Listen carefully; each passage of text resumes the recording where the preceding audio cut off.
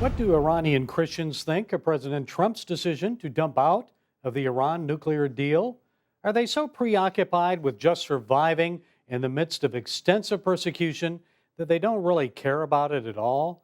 Well, here to fill us in is Mike Ansari. He's with Mohabbat Television, a satellite channel that broadcasts Christian programs in the Farsi language into Iran. Mr. Ansari, tell us, what are Iranian Christians saying about Trump's decision dumping out of that nuclear deal?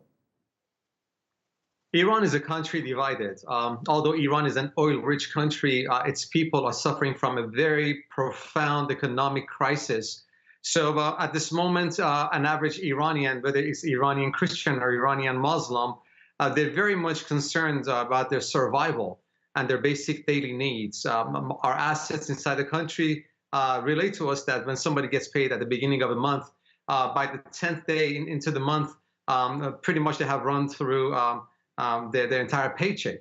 And they're very concerned on how to make ends meet. So when we take a look at this pulling out of the nuclear deal, at the end of the day, it depends on how Iranian government positions itself as a victim for these sanctions and basically passing on the misery, if you would, the financial crisis to its people. So it is, again, a country divided. At some level, Iranian Christians in the country, they're very concerned that they cannot make ends meet. But at the same time, they do realize that there has to be international pressure put on Iranian government before things could get better. And we just saw, Mike, the dedication of the U.S. Embassy in Jerusalem. So what do Iranian Christians think of that move? Iranian Christians usually they don't have much of an idea or opinion simply because of the demographic of what we're looking at.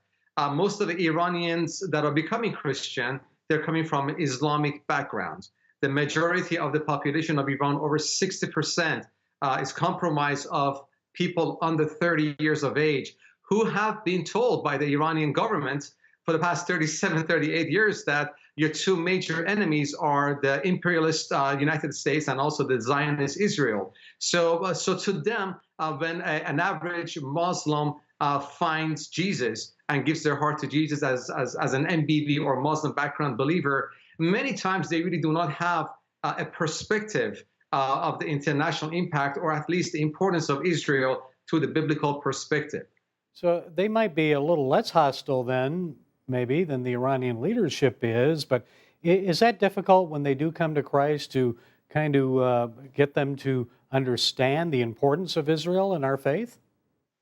When an Iranian Muslim chooses to follow Jesus Christ, immediately they go through a major transformation of their idealism, of their rhetorics that being told to them. Everything goes through a major shift. They realize that Jesus is all about love, loving your neighbor, loving everybody else.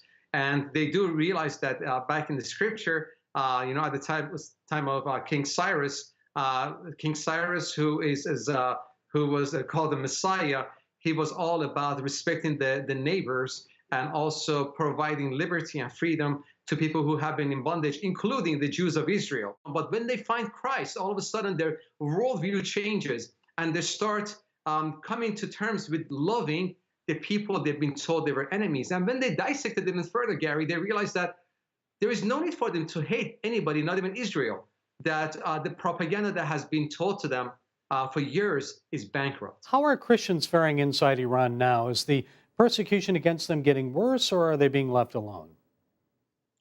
So the Muslim background believers are considered apostates, and they face systematic state persecution and discrimination.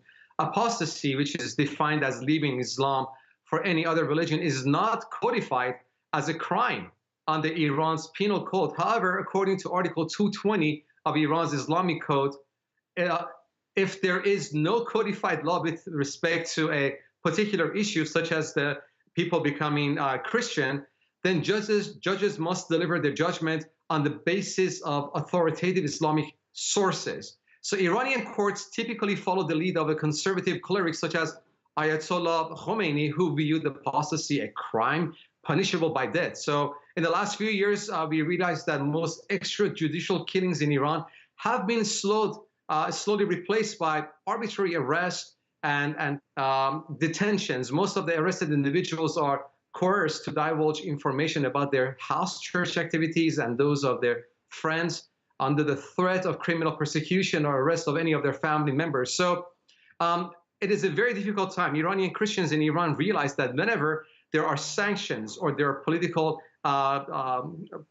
gestures by the forces from outside of Iran, Iranian government backlashes immediately at its minorities, not only the Christians, but also the Baha'is and the Zoroastrians and others typically end up being scapegoats for Iran. Most arrests of Iranian Christians during these times are really political gestures because of internal or external stimuli, if you would. As Iran forces the possibility of additional sanctions and is drawn into this regional conflict, definitely its Muslim background population, which is the new Christian population, becomes a target, an easy political, religious target for the hardliners. Okay, a lot to pray about. We're out of time, but Mike Ansari of Moabit Television, thank you for joining us. Thank you.